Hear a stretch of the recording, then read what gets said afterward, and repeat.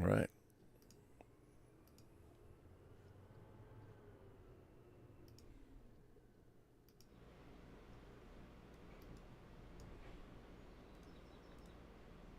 Greetings, imagination connoisseurs. Once again, it is I, your Duke of Dope Discourse, Robert Meyer Burnett. I invite you to watch and listen to the Designing Hollywood podcast, brought to you by Martika Ibarra and the great, legendary Hollywood costume designer, Marilyn Vance. I am afforded the wonderful opportunity of co-hosting the show. If you are interested in the magic of Hollywood, the design of Hollywood, the clothes of Hollywood, watch the Designing Hollywood podcast, available wherever you get your podcasts from, or find the video version on YouTube. That's right, the Designing Hollywood podcast.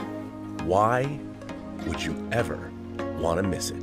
Especially if you love the movies.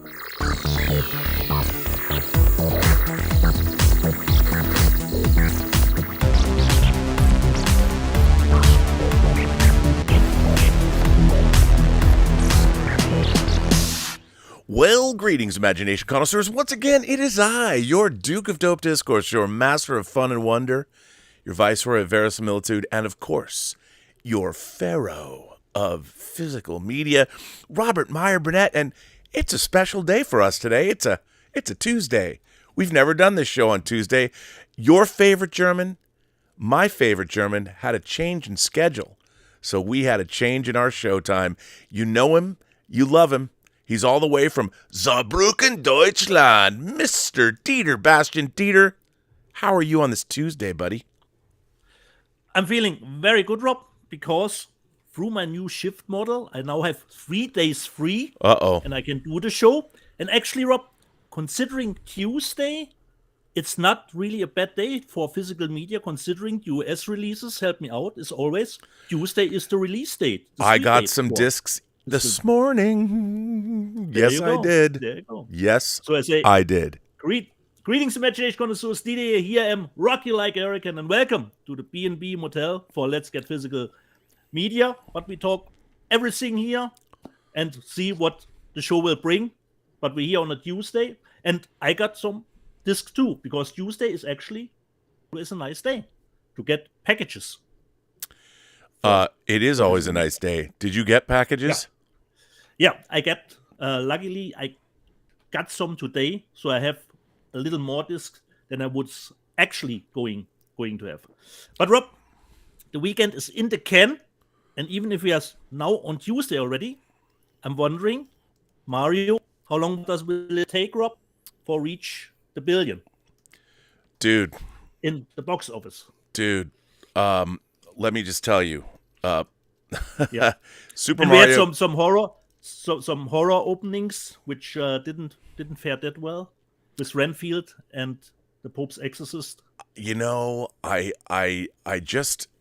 was a very weird world, a very weird box office weekend, and you know, let's take a look. Let's take a gander where we're at for the weekend.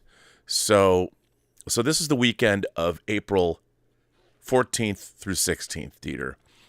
And Super Mario Brothers, in its third week, or week 2? This is week 2. The second. $92 million, only down 36.9%. It had an average per screen of 21,127. Its total gross, I mean, my God, this is its total domestic gross, keep in mind, is $353,170,890. That's just domestic here in North America. So It would be already in the green just with the domestic numbers. Oh, dude, it's absolutely crazy. The amount of money, it's definitely going to pass $1 billion. And, you know, John Campea did call it. He did say that he thought this was going to be the most successful movie of the year. People love this movie. They're going back. It's doing incredible business, which is great. I mean, whenever something comes out And it's really nice to see IP handled correctly. I mean, it was just the right amount of fun for old school Mario fans that have been playing the game their whole life, and new fans that might not know much about the games or have only been playing them for a short time, or who only play Mario Kart, whatever it was. Amazing. We also had at number 2, The Pope's Exorcist. I mean, I haven't seen it yet. Can't wait to see it. Russell Crowe as an exorcist. Come on. But again, even though it's really interesting, this was not low-budget horror. This was a more pricey horror film. That only made $9 million, as opposed to, say, something like A Smile that was made for $17 million that ended up grossing $200 million worldwide. Low-budget horror is where it's at, although The Pope's Exorcist, which I haven't seen, it looks good. John Wick Chapter 4 made $8 million this weekend, and its domestic take is $160 million. It's doing really well worldwide. It's now become the highest-grossing film in the franchise. So good for John Wick. Yeah. But it was the most expensive too, Rob. Yes, it was the most expensive, but it's still making some good money. Yep. Renfield, a movie I heard cost upwards of $70 million, only made $8 million. People are loving this movie, but this is not a great, it's not a great response, buddy. Yeah, it's not good, which is kind of a bummer. What are you going to do? But I mean, everyone I've talked to really, really liked the film. I just think that, things too. But the kind of horror comedy that it is, I mean, I've heard that it's a great satire. I've heard everyone who's seen it's liked it. I just don't think the horror zeitgeist is where it needs to be in order to get people to go. I mean, so that was people perhaps still don't know what is up with Nicolas Cage at the moment. Yeah. Is he back? Is he not back? Well, we are celebrating the 40th anniversary of Valley Girls shortly. I think next week or this week, the Chinese theater is screening they're having a 40th anniversary screening of Valley Girls. So, hey, Nicolas Cage is out there in the air and everywhere where he belongs. So that's a good thing. Of course, Air, the new film from Matt Damon and Ben Affleck, that grossed another $7 million. Its total domestic haul is $33.4 million. The interesting thing about that is people are calling this movie a success, although it was quite pricey. I just think it's nice to see an adult-oriented, feel-good drama making some money at the box office. You got to love that. And it was actually made more as a streaming movie, I believe, Rob. It was made for Amazon. Yes. I think. Yes. Which is great, Yeah. You got to love that, and everyone loves the movie. I actually saw this film, and I really liked it. And I think it's great. A lot of fun. Very much a feel-good movie. But also great, compelling, interesting story. Dungeons & Dragons, down to $7 million in its third week. It's made a domestic haul of $74 million. Respectable, but I would have thought it would have made more money. And I heard only good things about it. Yeah. The movie. I liked it. It was a lot of fun. I thought it was a great, call it a great blockbuster. Now, this is interesting. A Japanese animated film, Zuzumi. Yeah. Zuzumi, made, of course, it was directed by Makoto Shinkai, and I'm a huge fan of his. I've got great box sets of Weathering with You and Your Name. And I haven't seen this, but I know that King Tannic is going to review it and talk about it on this week's The Otaku Experience, along with Taylor Gonzalez from the John Campea Show. So I'm curious to hear what their review is. So that's pretty cool. But that made $5 million, and not a whole lot. Of course, it released through Crunchyroll. Not a lot of advertising for that. So Crunchyroll's kind of their own advertising. So hey, that's sort of respectable. Mafia Mama with Toni Collette made $2 million. Hey, it came out theatrically. For a comedy on 2,000 screens, not great, but. And then, of course, Scream 6, my friend, another $1.5 million. It's over $100 million. So I guess that's great. And the other horror titles, so the 4 horror titles, we had the Pope's Exorcist, Renfield, Scream 6, and Nefarious, which actually looked pretty interesting to me, but it only made 1.3 million. So other than Mario and John Wick, Yeah. not a great weekend at the box office. Again, I think that people's tastes at the box office, movie going has become more of a spectacle, event-driven thing. I mean, even though Mario Brothers was an animated film, it was definitely an event. With Mario Land opening at Universal, I mean, people were primed to go see this. It was definitely an event picture, and I think that's where the theatrical business has moved to. People want to go to the theaters when you need a reason to get out there, whereas everything else, kind of streaming, even though I think any movie is made better seeing it in a theater. But we're just, I don't know, man. Movie going has changed. People's tastes have changed. And the fact that, I just finished watching, I finally finished The Night Agent on Netflix. Oh, okay. I thought it was pretty good. Is this the new series? The new new Spanish series? No, it's not Spanish. No. Oh, okay. It was an American series, but it was enjoyable. I mean, it was a twisty, turny thriller, political thriller. I liked it. I mean, it's not going to blow your socks away or blow your socks off, blow you away and blow your socks off, but it was good. And I think that's kind of, we're getting so much satisfying drama, and of course everybody wanted to see the Love Is Blind reunion special here, but that didn't come off. But I don't know. I mean, I think that studios need to concentrate on providing. You can't always make event pictures, but there's got to be an emphasis on movies that somehow tap into pop culture and get people excited about going en masse to the theaters. So we've got Guardians of the Galaxy coming out in a few weeks, Fast X, Fast and the Furious 10, or 11 if you want to include Hobbs and Shaw, is coming out. But, there's a lot of good stuff coming down quickly. So we got The Flash coming. All very exciting, Dieter. Yeah. All very exciting. And I wanted to add, because some people may ask themselves, Dieter, why you always plague Rob with the question about the box office? This is a physical media show. But I think the box office is always a good indicator how good a title will sell later. And what we're going to buy. The box office. What are we going to buy? Mario will probably a big seller as a digital or as physical media. And considering the Pope's Exorcist drop, it's directed from Julius Avery, who did Overlord. So if it has some kind of the same feel as Overlord just for the Exorcist topic, could be nice. We could be seeing a trilogy if he has another idea for another genre that he wants to work his take on. Would be nice, but I'm really looking forward to Renfield and to the Pope's Exorcist, because I didn't know that the director of Overlord directed it. But and I liked Overlord. I'm intrigued. Yeah, I liked it. Overlord was great.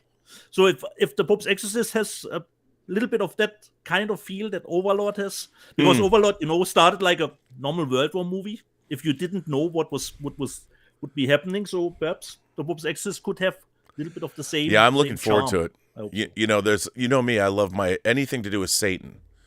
I love satanic cults. I love exorcism movies when they're good. Bring me Old Scratch and I'm in. Count me in. Yeah. So exactly. We got Evil Dead Rise coming. Looking forward to that. Yeah, it's gotten the first reviews are out on Rotten Tomatoes. It's looking good. So I'm always looking how good a movie performs at the box office. It's always a nice indicator how perhaps the physical media later will sell for a title. How big the interest is for that kind of a title. Indeed. Speaking of little indie movies, considering a little bit of leftovers from the last show, did you finally see Attack of the Dog, the documentary from Chris Gore? I haven't seen it yet. Or isn't it out? I don't think it's out yet. I think okay. I'm really looking forward to seeing it. I can't wait to see it, but I haven't seen it yet. So Chris Gore's Attack of the Doc is all about G4. Chris was obviously on G4, and it's about the history of G4, and it also touches on a little bit about modern fandom and how fandom has changed over the years, and I can't wait to see it. I think it's going to be great. Really looking forward to it. Rob, have you seen which person he did have on his show last Friday to interview? Who Chris Gore had on his show? Yeah, No, I did not. Uwe Boll was there to talk with him. So Chris Really? Gore and Uwe Boll was on and Alan Chris Ning was Gore's on Chris Gore, show. and it was really a nice conversation with him. It was really, unfortunately, I couldn't watch the show live because I would have probably a little bit. Is Uwe chimed in, coming but back? it was- Is he going to grace our movie screens I again? think he is. Rob. I think he is. He has some plans. Wow. in the All back right. burner. Good for Uwe. But he had Uwe Boll on the Film Thread show. Good for And him.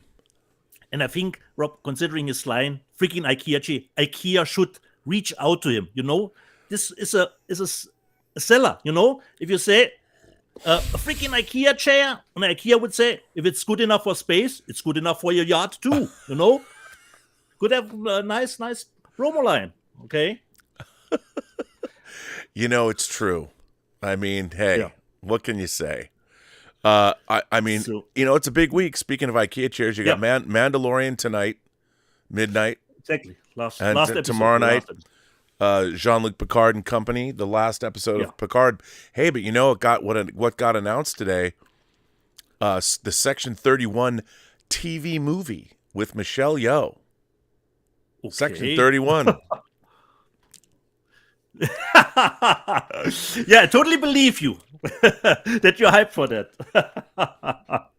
Hey, you Nice. know what? What can I say? I want all Star Trek to be good, but I mean, I've never seen such a concept. You know, there are a lot of things that modern Star Trek is really botched, but I don't think anything. The way they botched Section 31 was it was clear that like no one had ever bothered to watch Deep Space Nine, so they turned Section 31 into like the CIA. Like here's our special comm badges, and here's our membership cards, and here's our secret base over here, and we have a bunch of ships. I mean, Section 31 was one guy. You didn't know who was behind him. You didn't even know if it was real. There might not have actually been a Section 31. One guy who would just show up when Julian Bashir woke up. There was Sloan sitting in his bedroom. Hello, Julian. That was Section 31. You know, this is my problem. This is my problem with modern Star Trek. Not Picard Season 3, but just in general. There's not a lot of thought that goes into these concepts. Okay. Makes me sad. But what can you do? I don't know. Considering, Rob, streaming shows I've seen, the first getting a lot of praise. Unfortunately for me, I liked it, but I was not over the moon with it. I watched Beef on Yeah. Netflix. Have you watched it too, Rob? I watched some of it, yeah. Yeah. It's not as funny as I thought it was going to be. Exactly, Rob. Exactly my Yeah? take. It's not as funny. Yeah. I was expecting a little bit more back and forth between the two. So I went into it expecting the take a little bit different for me. So I had to adjust. And it's a typical A24 production, for better or for worse. You have good episodes, you have a little bit mediocre episodes. So for Yeah. me, it's still a good show, but I'm not on the hype train as many people are for the show seems to be. And especially, Rob, if you're not through with it, I thought the last episode, unfortunately, the weakest for me of the show. But I will get back to you if you have seen it. Then, speaking of Renfield, a lot of people are still always upset if Aquafina gets, cast, But I watched Aquafina, Nora from Queens, the second season on HBO Max. And this is, I think, the perfect role for her. It's more a little bit of where she grew up. So it's a little bit more of a 50-50, I would say, where she plays. If you hire Aquafina, you just get Aquafina, Right. You don't get anything else. And speaking of HBO Max, Rob, I got noticed they changed the name now to Max. Help me out. What is that you didn't? all Oh, about? yes. They have dropped their home box office. By the way, HBO was founded in 1972. And home box office has been a mainstay of American cable television for more than 50 years. And they decided to get rid of HBO as a brand, and they're going to embrace Max. I mean, again, I'm sure that some very expensive marketing firm, and a lot of high-end conversations were had about this, that HBO was a brand from a different era. It meant something else to certain people, and now that it's Warner Brothers Discovery, I mean, it blows me away that they're just calling it Max. Yeah.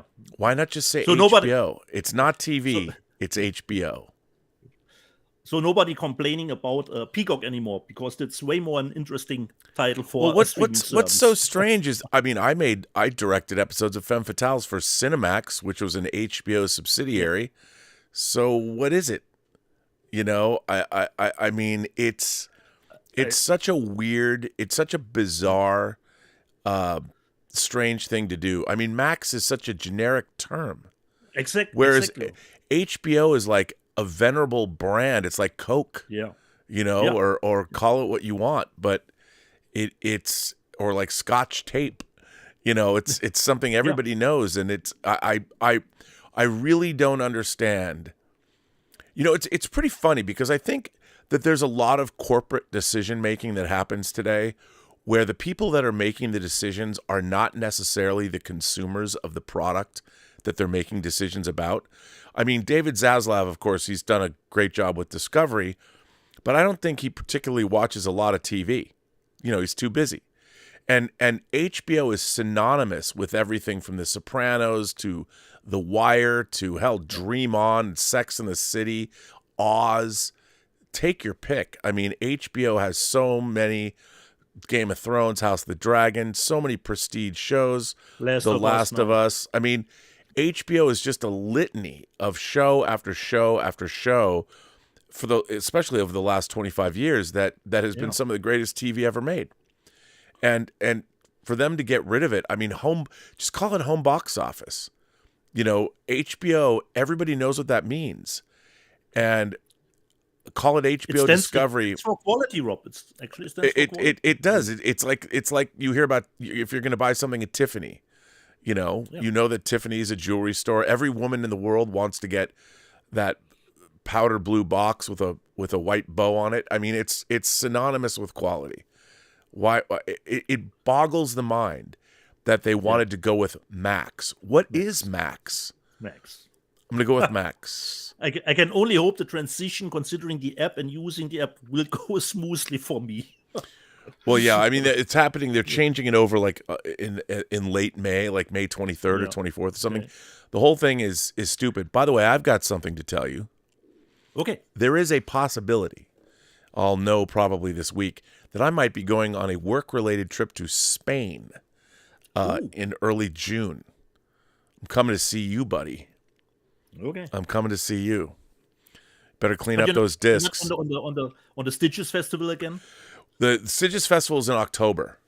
Oh, okay. So different time. But yeah, I'm going on a work-related activity to Spain. It's actually on a shoot. I'll be on a shoot in Spain, so in Madrid. But if I do that, I'm going to spend some time, maybe go hook up with Emma Bannon, go see Dean Mikitich, go see a number of imagination connoisseurs in the UK, maybe head up Norway to see Terrier in Norway. Little meetup, maybe a little France action. We'll see. Nice. Where do we go from here? Should we show some physical media? Sure. It's funny because I guess it's 2 weeks because it's Tuesday. One and a half. Do you want to start? Yeah. Even if I didn't get that many. That's all right. You showed this last week, Rob, but now I got mine. Didn't get around to watch it yet. I got the Babylon Steelbook. Like you. I haven't. I gotta tell you. But I haven't watched. Yeah. I gotta tell you. So I watched Babylon again. Okay. I don't really like it. For the second time. Yeah. For the second. Okay. I don't like it that much. I should like this movie a lot more. It's really well made. I just don't think it entirely works. I'll be very curious to hear what you think. And I'm a big Damien Chazelle fan. I loved Whiplash. I loved La La Land. I really liked First Man. I mean, this is a beautifully made, huge production. And it has everything in it I should love. I just don't think it totally works. It's fun to watch. The disc is great, though. The 4K is I great. approach with caution, then, Rob. But Yeah. it's a love-hate thing, considering what I hear for Babylon. Then, Rob, stuff that I buy just because of the cover artwork. Yeah, Because I already have that's why you're the trash panda, buddy. We love you. Because I already have the title, but they brought out the Japanese steelbook editions for these two movies, and so I bought Rampage again, Rob. Ooh, that is one heck of a cool steelbook. Yeah, this is the Japanese cover, but this came from Amazon Italy, so there is no Dwayne Johnson at all here. No, who cares? You don't need Dwayne Johnson when you have that cover. Yeah, so Rampage as a 4K steelbook, and the other one should perhaps get you even more excited, Rob. The Japanese steelbook from look at it for Ready Player One. Wow, that's gorgeous too. Look at that. Does it have the RX-78 Gundam on the cover? Perhaps, Rob, there is a lot to discover on the cover. Yeah, I know. That's a great cover, though. Yeah. Wow. That's great. Inside is a little bit printed too.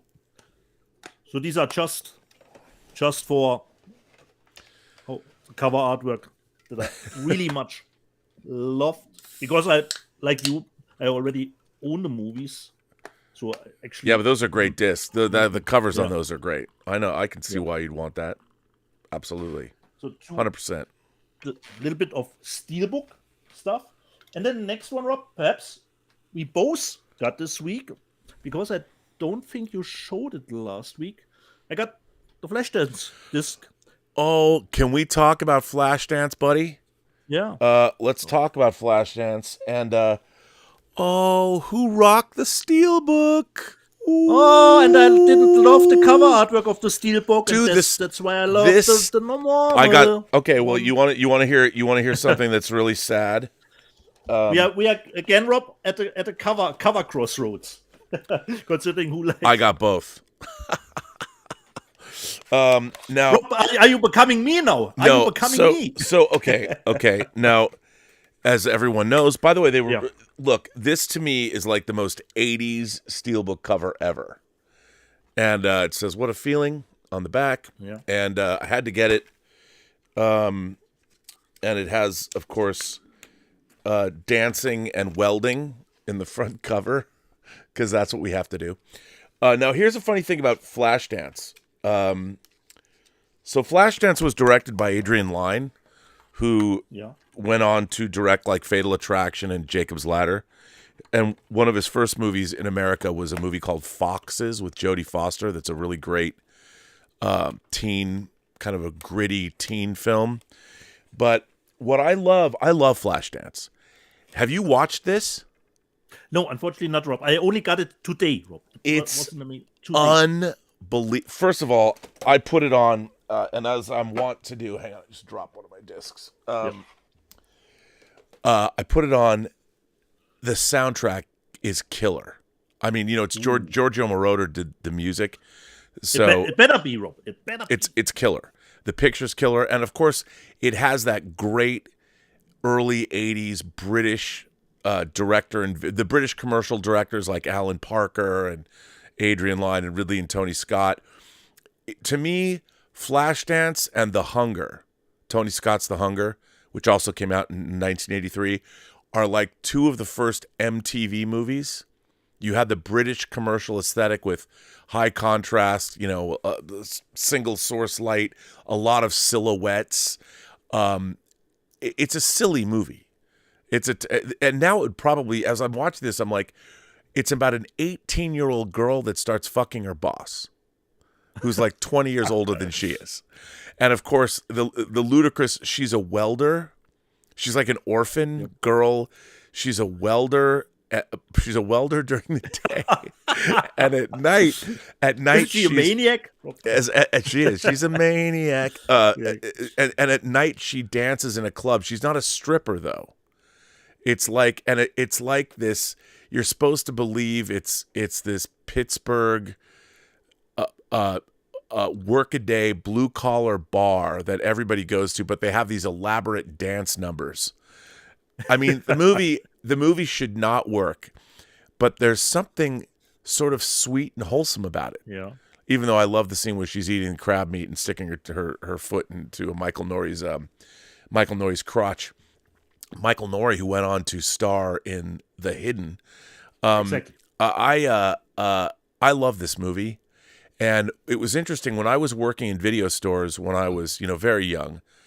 I wasn't even 16 yet. I couldn't even drive, I think, when this came out.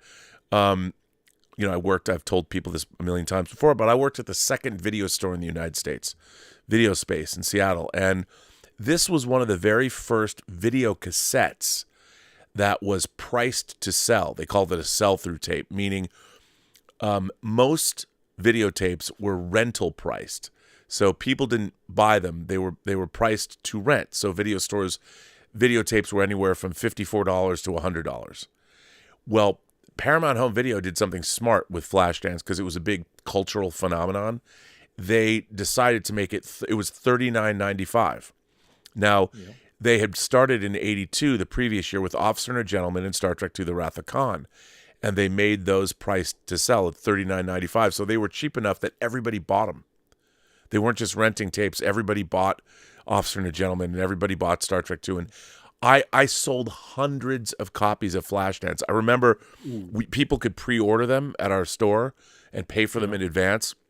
We had like a wall of Flashdance tapes. Everybody bought Flashdance. And it's funny because, I think I've owned it in every video format. I own the VHS. I own the Laserdisc. I own the DVD. I had the Blu-ray. And now I have the 4K. But I will say this. The final resting place. The transfer and the sound, the audio mix is awesome. It's really great. Great to hear. Really great. Because we are, Paramount is a little bit 50-50. They knocked it out of the park with this one. Okay. Knocked it out of the park. Great to know. I give it over to Europe for some more release. Well, let me see. I just knocked this. So I showed you Flashdance. Here, I got to put these in order of how I got them. So hold please. The next thing I got, I'd ordered this at the Criterion sale. Finally came, the 4K of The Fisher King, which I love. I love Terry Gilliam's The Fisher King. Yep. Warner Archive, because this show is sponsored by Warner Archive. I got a few Warner Archive titles.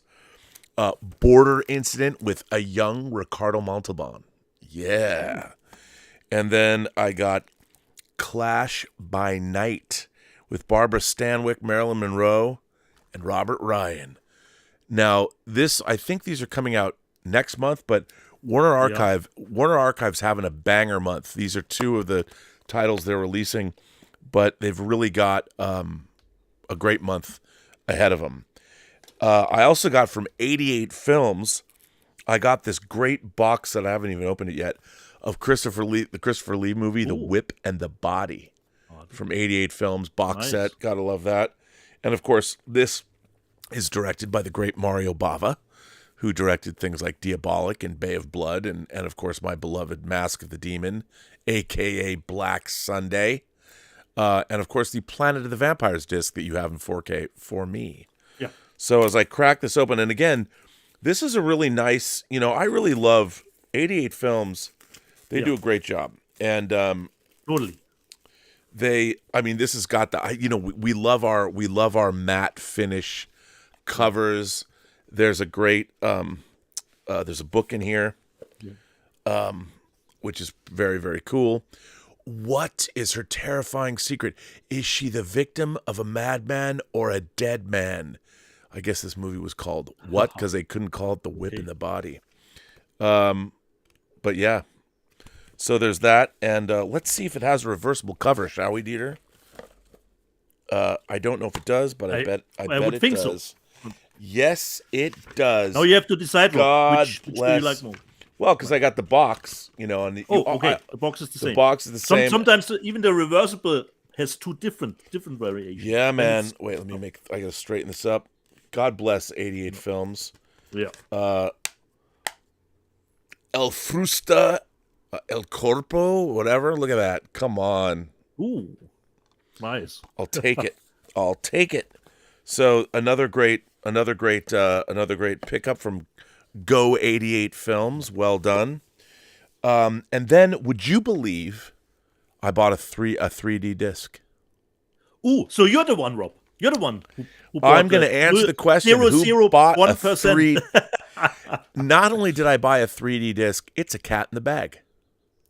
Ooh, okay. It's a cat in the bag, a movie I know nothing about. I read about it. No, I'm curious. It's called Leda. The myth I stumbled comes across to it, life. but I didn't know anything about it. Didn't know I what to do know with it. nothing. This is a true cat in the bag. But it is a new movie, Rob. It's not. It's a new old movie. one, but It's a new movie, It's in and black and white. you know what? It looks like it's black and white. I have no idea. I have no idea what this movie's about. You had in the back, Rob. A captivating fever dream that uses music, sound effects, and startling imagery to weave its magical spell. A wordless midpoint between Maya Deren, Eraserhead, and Ambrose Bierce. Hey, man. And it's got special features. So I guess it's a wordless fever dream that's also in 3D. How could I pass this up, Dieter? How could I pass it up? Do we know anything, Rob, about 3D? Was it shot in 3D? Or No was it clue. converted? Well, No let's clue. see. What Okay. do the special features say anything? Nope, but there's a short film by the director on it. So all I can tell you is that who wouldn't want this? The answer is no one. Everybody would want it. Why wouldn't you want it? Come on, man. You And need to tell me more about it after you've seen it. I Because I stumbled across it on Blu-ray.com and thought, what is this kind of movie leader? Never heard about it. and At first, I thought it was an older one, an older one that Kino Lorber puts out in 3D, but it's a no, new one. Okay, no. And then thanks to you, I got this today. This came today. emergency So declaration. I got your emergency declaration, and Awesome. I finally got my steelbook of Mad God, which finally came, the Phil Tippett movie, 30 years in the making. Very happy to have this. I love this on steelbook, even though it's only on Blu-ray. Nice. And then finally, the last thing I got, which came today, is another Warner 100 title, the 4K disc of James Dean's Rebel Without a Cause. And I have to say, we always bag on bad covers. I love the covers that they've been doing. I've loved the cover for Rebel Without a Cause. I love this. I love the Cool Hand Luke cover they did, the training day, but these classic covers with this paint, I don't know where this artwork came from, but really classy, very cool. And I did put this on this morning before. This was the normal edition or steelbook? No, this is just the regular version. Yep. It looks incredible. It looks incredible. I can't wait to get. I want to get Giant as well. Man, these Warner titles are looking good, buddy. Looking good. So yeah, So, very cool. Should I take over with my last purchases from this week, Rob? I think you should. Okay. Let's see what you got, buddy. First one, Rob. Luckily, we are just between us because nobody should even know that the Kumite exists, Rob. A classic in 4K, finally. Bloodsport with Jean-Claude Van Damme, of course. And this is a classic in the sense of VHS rental movies, I would say. Yeah. A milestone, which gotten a lot of mileage considering the rentals. And I watched it this afternoon, Rob. And we know Cape Light, a little bit of a not so good record with the 4K releases. But for me, Rob, it looks great. Film grain is there. Was really happy with how the movie looks. And I was even surprised about the soundtrack because it comes with a Dolby Atmos track. And just considering the score was very filling the room, so I was very happy even with the sound, considering the credits say ultra stereo, cheaper version of Dolby Stereo. So this is a movie, Rob, which we probably can say objectively not really good, but a lot of fun nevertheless. You had to have it. You had to own it. Yeah, exactly, Rob. And it comes hopefully with some new bonus features. A new audio commentary is in it, and even Jean-Claude appeared at the beginning of the disc and greeted the fans to this 4K release from K-Blade. It comes with 2 cover variations, and I decided with this one. And I got 2. This is for my worker colleague and friend. He will pick that one up tomorrow. And luckily, Rob, at the last minute today, you said we got post, and I got post from Korea, Rob. Ooh. Cat in the Bag, Rob. Cat in the Bag. The movie is called Remember. Wow, that's a really cool cover. What great is, Rob? The tattoos here are a little bit embossed here on the finger. Well, look at that. That must be a big movie in Korea, because that's quite the package there. Yeah. We have, once again, we love if we get different variation in it. Wow. The cover artwork. I hope that's good. It looks good. I hope so too, Rob. But my Koreans seldomly disappoint me, considering thrillers. It looks like a thriller. Yeah, looks good. And even in the inside we have some stuff here. So let me just open it up. There's always swag coming. God bless our Korean brethren. They do it up right. The only strange thing is, Rob, considering the releases of new movies, they're not really in the 4K market yet.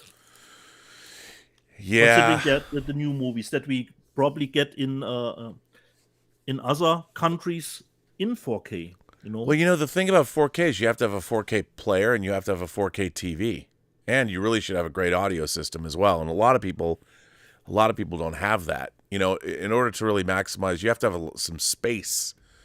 You have to have a lot of space. But just considering, Rob, the great editions they release, it's always strange to me that they're not yet fully on the 4K market with these releases. So remember, my first Cat in the Bag. The next one is a Cat in the Bag because I haven't seen it, but I have heard about it. I don't know if you have seen it, Rob. I'm really looking forward to this. The movie Broker. I have not seen that. Things about it. Oh, is that the movie about the kids, the adoption movie? I think so, Rob. I have no idea. Yeah, I've heard about this. Yeah. I want to see this. It's like so we have a lenticular cover artwork, and it comes with stuff too in it. We have, of course, a book which I can totally read because my Korean is fine. Dude, just get English. Just get Google Translate. Google, you can Google now Translate. read. You can just read. It's amazing. You can read whatever text you want. This is not fear foreign booklets anymore. You can just read them. This is more like a photo book, it seems. So I heard good things about the movie, but yeah, I have too. Broker. And of course, we have different cover artwork. Nice. Here too, and I believe it's out in the States already. Comes with extra stuff here too, and put this out here. Always nice, these extra cards. So I'm really looking forward to Broker. All right. Nice package. And you could get this edition with 2 different variations, or I believe even 3 variations of the lenticular cover artwork. So Broker. Yeah, you're probably right, Rob, considering the story synopsis about it. So this was my haul for the last one and a half A respectable haul it is. There's not much coming out in the next couple weeks. There's not a lot of things that I do have a second sight package coming that'll have Texas Chainsaw when Picnic at Hanging Rock comes out. But other than that, there's not very much that I have coming in the next couple weeks. More cat in the bags for me from time to time. Will of course be coming. The usual stuff, like Cocaine Bear, at some point. Yeah, I don't know if I'm gonna get that. You know me, that's a trash panda thing. Like Europe, I wasn't too thrilled with the movie, but considering it comes with some extras, alternate ending and stuff, audio commentary. So, and it comes out in 4K in the UK. So probably, and I like the cover. I like the cover. What? Perhaps waiting on a Schnäppchen, Rob, for Cocaine Bear. Maybe. And I love the beginning, the first 2/3 of the movie. Did fall flat a little bit at the ending. So okay, Broker. Yeah, I want to see that. Yeah, me too. So we got some super chats. Yeah. Our lovely Irene Jobson's a new member of the channel. Gandalf the Wolf is a member of the channel. Eagle Eye is a member of the channel. Mark Olani is a member of the channel. New Selena is a new member of the channel. Kevin, a new member of the channel. And Medicated Movie Reviews sends in a super chat and says, do you guys have the 4K steelbook of Cabin in the Woods? That's number one on my wish list, as well as The Ritual, which has only been released on DVD in the U.S. It's funny because I got on the tuna train to get The Ritual on Blu-ray. Oh. So I have The Ritual on Blu-ray, but I did get it on the tuna train. I don't think I have the steelbook for Cabin I in do have the Cabin in the Woods steelbook. Yeah, probably. I think because I you got have connections to Lionsgate, Rob.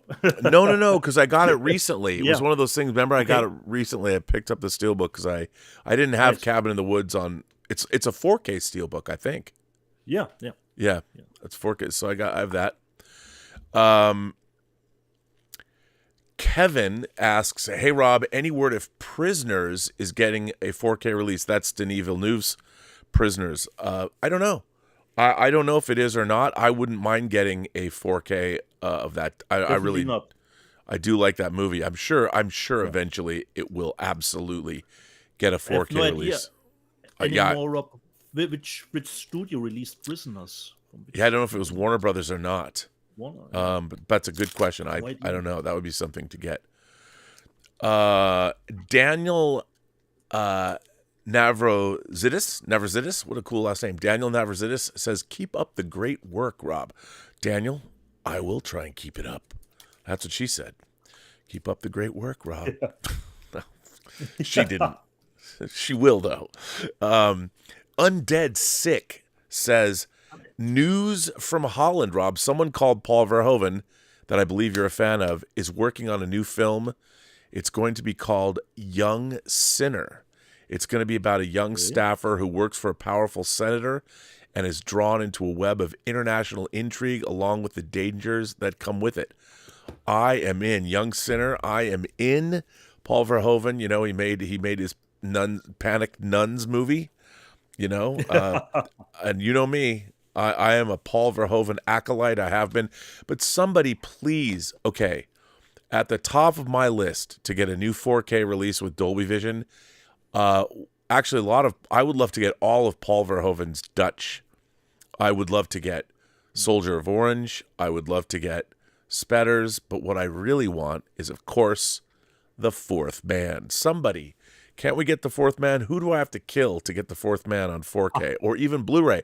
It's one of those lingering DVD holes in my life. I've got only the DVD of The Fourth Man. And of course, the Fourth Man is a great erotic thriller character study. It's kind of a precursor to Basic Instinct with the great Renee Stausendijk, who I actually met once. And man, I got to meet Monique van de Ven and Renee Stausendijk. How cool am I? I mean, as far as Dutch film actresses go, I just need to meet Clarice Houghton, and I have my triple threat from the Verhoeven triple threat. Women, he's shown us their pubic hair. Go Paul Verhoeven.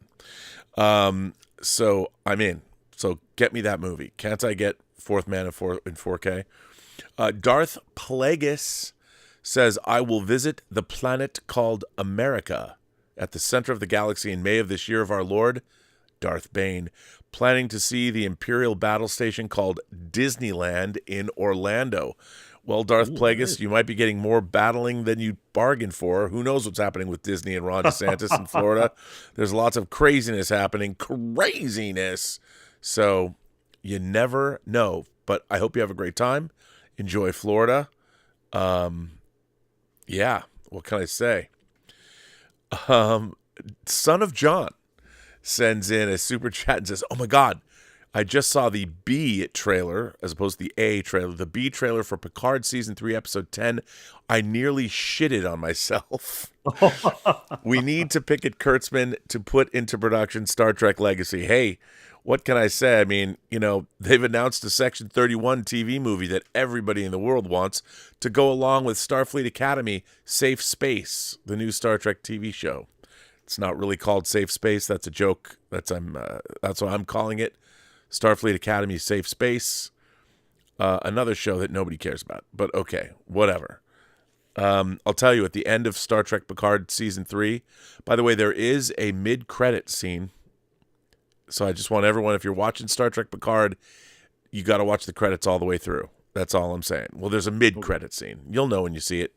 And when it's over, I promise you, you'll want to see the show it sets up that we're never going to get to see. We're going to get to see Section 31. Woohoo! Ooh. All right. Undead Sick goes on to say, yes, it was also called What and Night is the Phantom.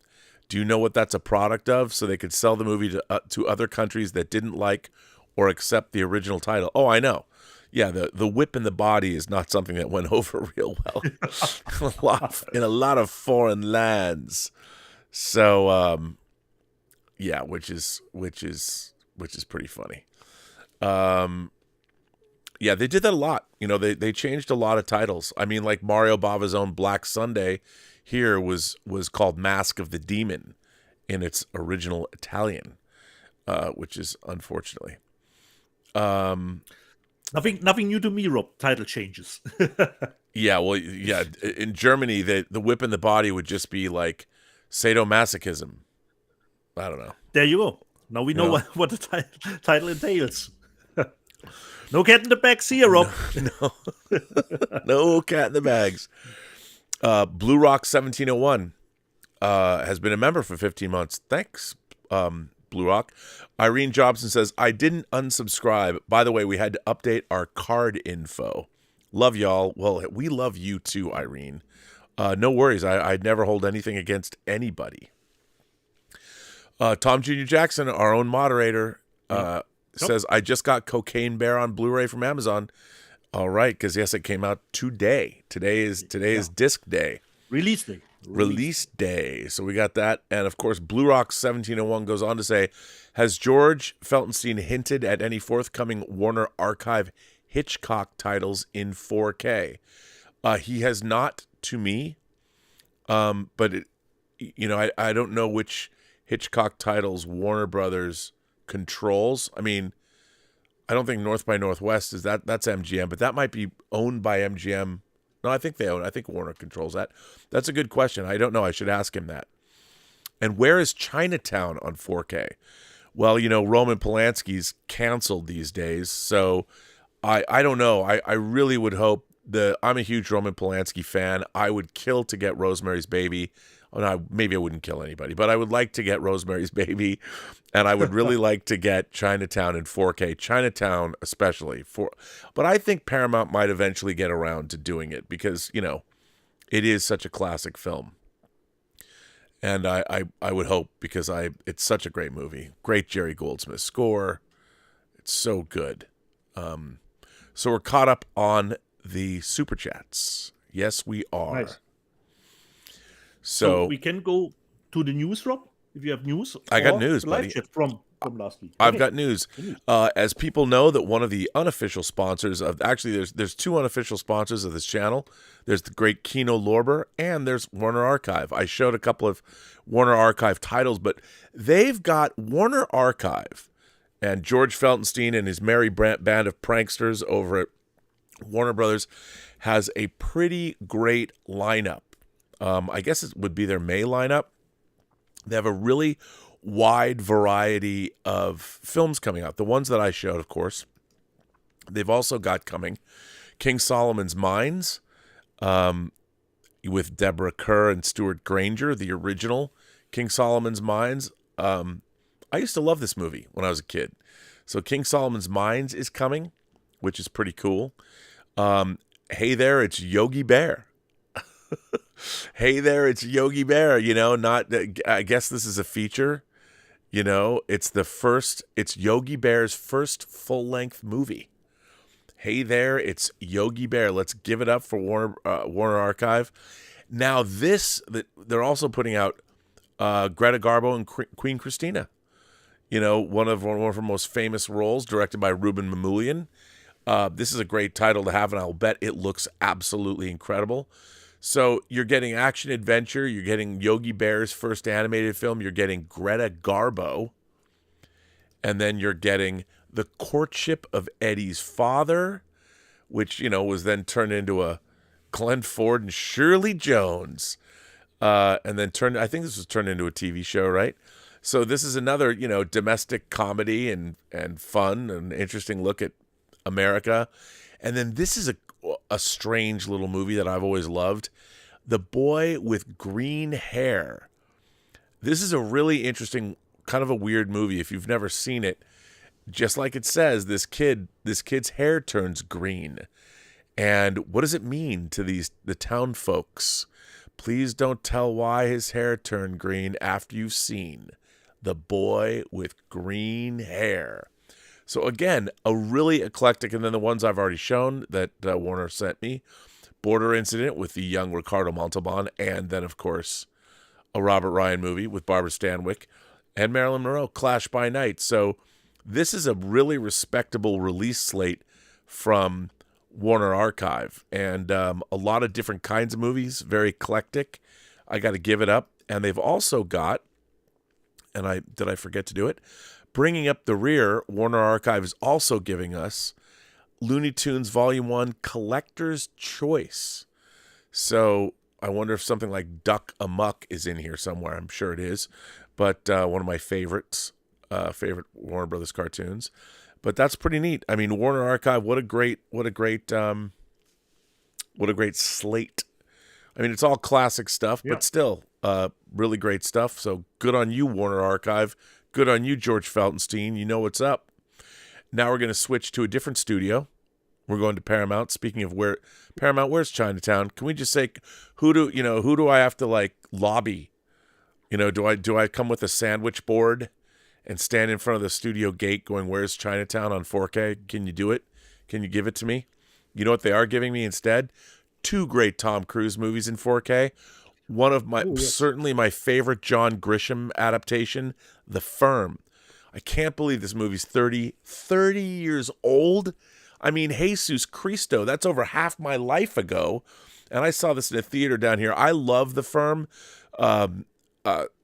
Sidney Pollack directed this movie, and it is such a great movie. It's got a great Dave Grusin piano score. Great turn by Wilford Brimley's a villain in this movie. Gene Hackman's great in this. Gene Triplehorn's great in this.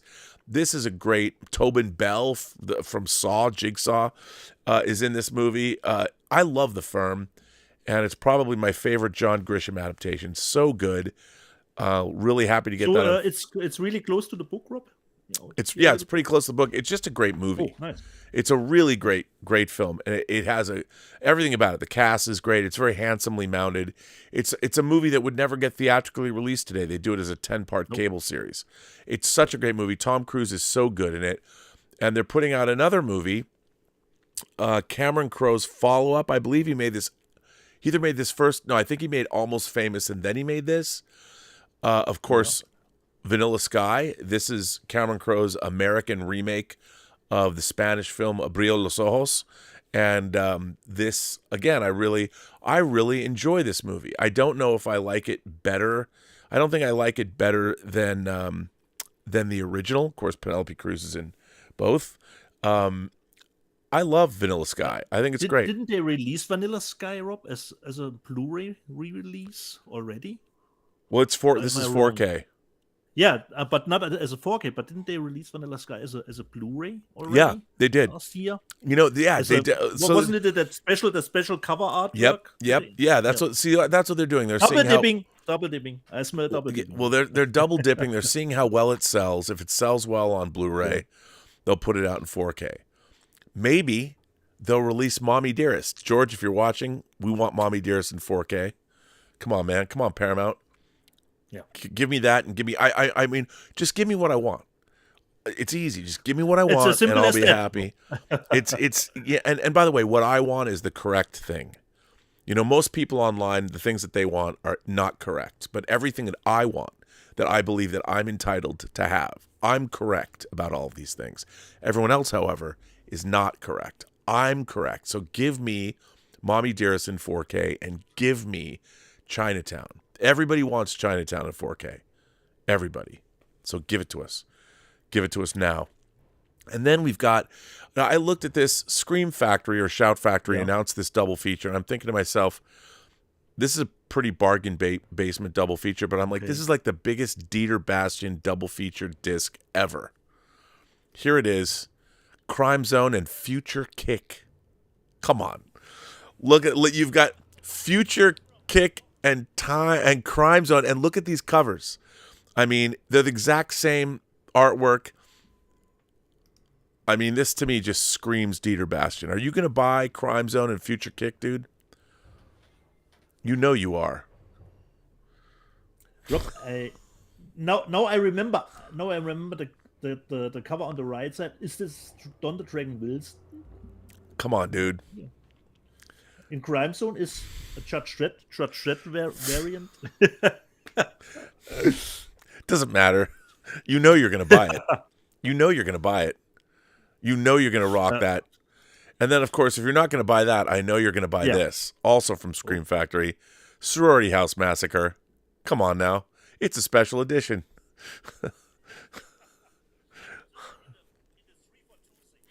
What happened? What happened? Why don't we get movies like this anymore? What happened to boobs? We need more boobs in movies. It used to be naked girls would get killed by slashers and the world was a much better place. I understood the world more back then, but are you going to buy this? You're going to buy a little Sorority House Massacre special edition, Deets. You know the Trash Panda. You know you want it. You know you want to pick this up. You know you do. At the moment, I'm not too thrilled, but okay. Let's see what the reviews will hold. Not a very inspired cover, I have to say. What are you going to do? But hey. Now this, my friends, this could be the announcement of the week. Obviously, Criterion did a great Bruce Lee collection on Blu-ray. Yeah, already. Arrow is bringing us the Golden Harvest box set in 4K. I mean, I know it's double dipping, but bruh, the Golden Harvest Bruce Lee set, everything you want. It's all the greats. All the greats. You know you want it. You know you want it. I want the one with the yellow cover, Rob. I want the Arrow special one that you can order at the Arrow store. Oh, you could. Well, do they ship to America? Probably not. Is it? I have no idea, Rob. I have to look because Zavvi. There's that shipping business. I'll have to order it from Amazon UK. Because I want the yellow cover, Rob. Yeah. If you haven't seen the yellow one, I send it to you. All right. Well, I gotta look at that. But I'm stoked about this, getting the Bruce Lee movies in 4K. What? Yeah, I can't wait. I'll get that. Especially since you lost it in the Schmodown. Considering that one question when I watched the Schmodown, you didn't know where they were, Rob. I know. I know. Unbelievable. I know. By the way, you're out of sync again. Hang on, let me put you back in sync. You're out of sync. Damn. Test. 1 2 1 2. You're I don't know why you fall out of sync. I don't get it. I have no idea, Rob. I told you I'm on cable transmission now. I know, and see, it only happens when we switch around. I mean, what can I tell you? I don't know what it is. Maybe going from still frames to actual video, something to do with frame rate issues. I don't know. I haven't figured it out. You know what I have figured out? Now this release from Kino Lorber, you have Boris Karloff playing a Chinaman. So of course the Mr. Wong collection. This is not a politically correct, but hey, Mr. Boris Karloff as Mr. Wong. I'm surprised they're releasing this, but hey, I guess all of the Mr. Wong movies are out if you're interested. I've never seen them, but it's Boris Karloff, so I'm going to buy it anyway. And of course, this is coming out from Kino Lorber. And Kino Lorber, the second company, thank you, Matt, at Kino Lorber, making sure Kino Lorber's got some banger releases that we're going to talk about, but they're putting out Mr. Wong. But you know what Kino Lorber is also putting out in 4K?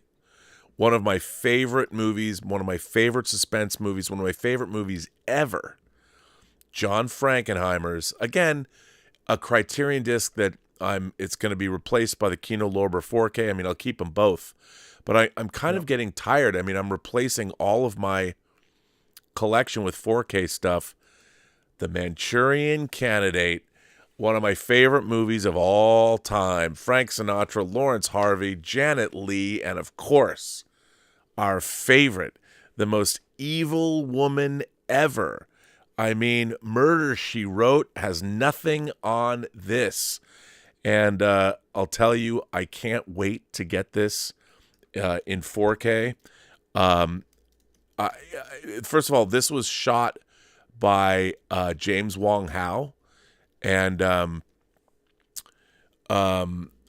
it's if you haven't seen this movie, dude, this movie is incredible. And Angela Lansbury as Lawrence Harvey's mom is one of the great villain. I mean, I love like Anne Baxter in All About Eve, and I'm telling you, and Angela Lansbury as Lawrence Harvey's mom, as Eleanor Shaw. I guess that's a spoiler alert if you haven't seen the movie that she turned out to be. Sorry. But I love this movie. I love The Manchurian Candidate, and Kino Lorber putting it out in 4K. And then, not to be outdone, by the same director, Manchurian Candidate, in the 60s. So John Frankenheimer, if you don't know his 60s work, he made one of my favorite science fiction movies of all time, which was also shot by you know, it's funny. I don't know if I got to look now if James Wong Howe. Yeah. James Wong Howe shot Seconds, which is one of my favorite science fiction films. So in the 60s, John Frankenheimer directed Birdman of Alcatraz, The Train, 7 Days in May, The Manchurian Candidate, and Seconds. And those 5 films, what an incredible run. Just an incredible run of black and white goodness. But now I'm looking to see if James Wong Howe shot it. No, he didn't. Lionel Linden shot it. But James Wong Howe, who shot like Sweet Smell of Success, he shot Seconds, and Seconds is incredible. But yeah, The Manchurian Candidate, man, that's the stuff. And also, I mean, I think Kino Lorber does really cool things that nobody gives him credit for. This other movie, so you've got early Frankenheimer, and then you've got 90s Frankenheimer, Robert De Niro in Ronin in 4K. This movie fucking rules. Yeah, now we're sure it's coming out. Ronin on 4K from Kino Lorber. You got to be a Ronin fan. Yeah, totally. Well, it's so good. So that's coming out now. Also, this is kind of crazy. Peter Greenaway, interesting filmmaker. I don't know if you're a fan of his, but two films coming out from BFI and Kino Lorber, and Zeitgeist film, A Zed and Two Knots, and The Falls. I've never seen The Falls. So I'm looking forward to that. I like A Zed and Two Knots. He also directed, of course, The Cook, the Thief, His Wife, and Her Lover. And then The Draftsman's Contract is coming out, which is also a terrific, terrific film. And these are, 40th anniversary 4K remaster. Oh, yeah. But these are Blu-rays, so they're remastered. And if they're a 4K remaster, why not put it out in 4K? Come on now. But they're putting both of these out, BFI and Kino Lorber, so that's pretty exciting. I'm very excited to get these movies, getting Peter Greenaway's work out there. Always nice to see it remastered. So that's pretty cool. Very exciting. Thank you, Kino Lorber, the unofficial sponsor of this channel. And then, of course, bro, we got a box set of the Mummy movies in 4K. The Mummy trilogy. The Brendan Fraser, the Fraser Sance is continuing on, but we got a box set. Are you gonna get the Mummy movies in 4K? Rob, are the Mummy movies out in 4K already? I think they are. Confused about but I don't think have they been collected in a box set? I don't know. Because I think I own them already, Rob. I was confused about this announcement. Yeah, I mean maybe this is a double dip they're putting together in a set because of he winning the Academy Award. Chime in, if Star Trek can coast on the coattails of Michelle Yeoh winning her Oscar and make a Section 31 movie, then certainly they can re-release the Mummy movies in 4K. I don't have these movies. I am not the biggest fan of these movies. I mean, there's too much CG for me. I get it, but I might get this because I don't have them. Pick it up if it's a Schnäppchen. Why not? Yeah.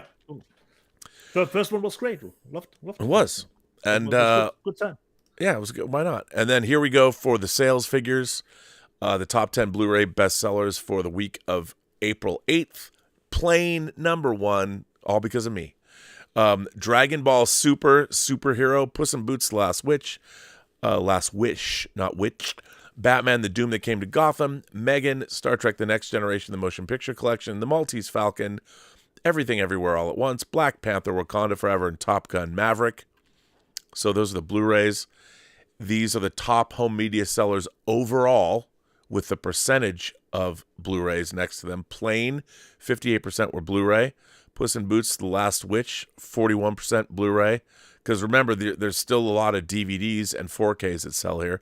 Megan, 39% was Blu-ray. A Man Called Otto, the Tom Hanks movie, 31% Blu-ray. And Dragon Ball Superhero, 100% was Blu-ray because it probably wasn't released in any other format. And then we have look at this. We got five, count them, 5 Blu-ray 3D bestsellers. Top Gun 3D, The Wizard of Oz in 3D, Abominable in 3D, Pokemon Detective Pikachu in 3D, and Sing 3D. So there you go. People are still the 6 people that are still buying 3D discs. But it's not on there. Did you notice? Well, I was just going to say that. I mean, as I look at these, you just know. I mean, if we don't get Lita on that, I don't know what we're going to say, what we're going to do. Yeah, terrible. And then finally, the top 4K bestsellers. Cool Hand Luke. I love this. First of all, look at this. The top 5 4K bestsellers are all classic films. Cool Hand Luke, The Maltese Falcon, Dragon Slayer, and then, of course, you've got bringing up 4 and 5 John Wick sets. I love seeing that. I love seeing that. That warms my heart. That, film fans, I mean, it's moving back into that Laserdisc niche market. Yeah. But that's all fine. I'm all good. It's nice to see that. I know, right? Such title gets such a response, considering it's getting the love, buddy. Purchases. Yeah. Getting the love. So that's good.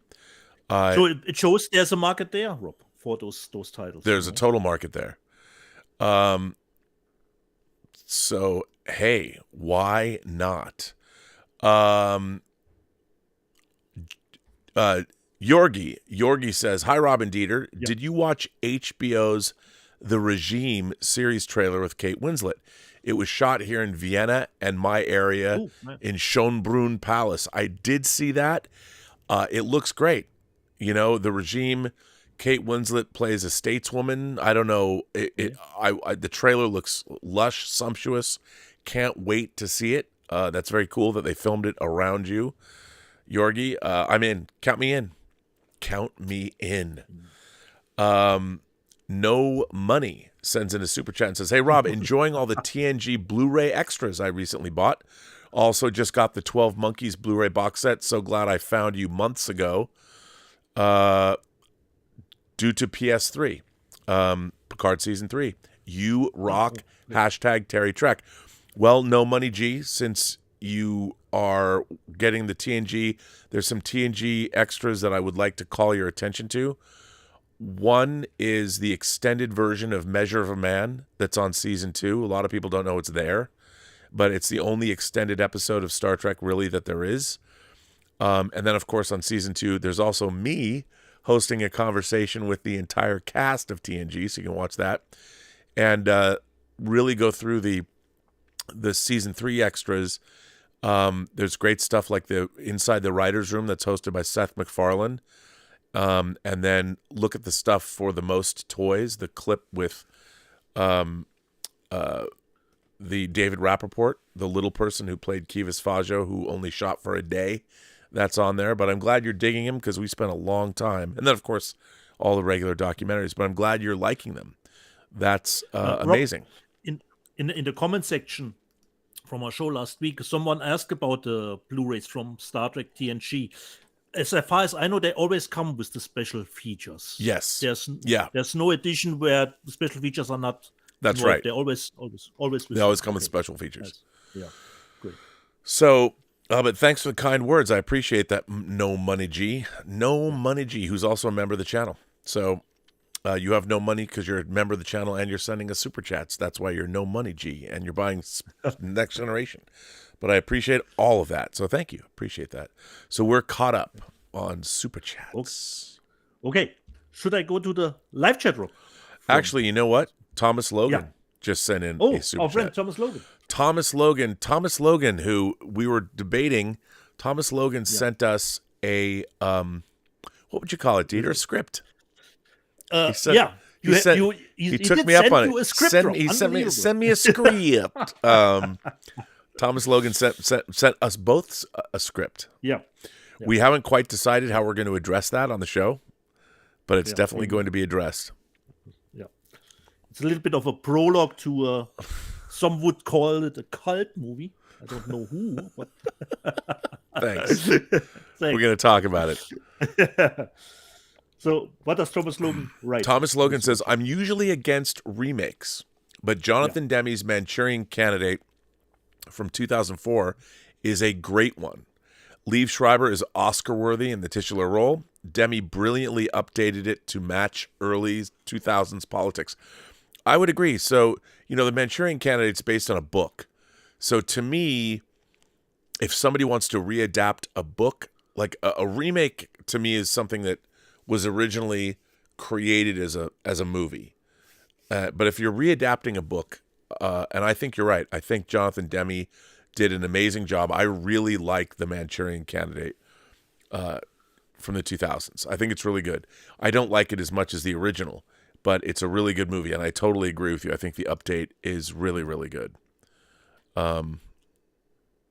Yeah, I think it's really good. So, Nice. Yeah. So Okay. we are caught up. So should I delve into the live chat room from? Oh, last week? you want to. You've been itching to delve into the live chat. Because we have, unfortunately, no letters for this evening. No. So let me go just to the live chat from the last show. So previously on Let's Get Physical Media, Mr. Gonzal 09. Ooh, Cutthroat Island. No, thank you. Of course, thank you. Thank you, Rennie, for this great movie. Come on, Mr. Gonzalo 09. RJ Skorenki. Hey, Rob, about Texas Chainsaw Massacre 3. Did you ever run into Kate Hodge while working on the movie? If so, how was she? Oh, yeah. No, I mean, I saw her every day. She was actually, she was very nice to me.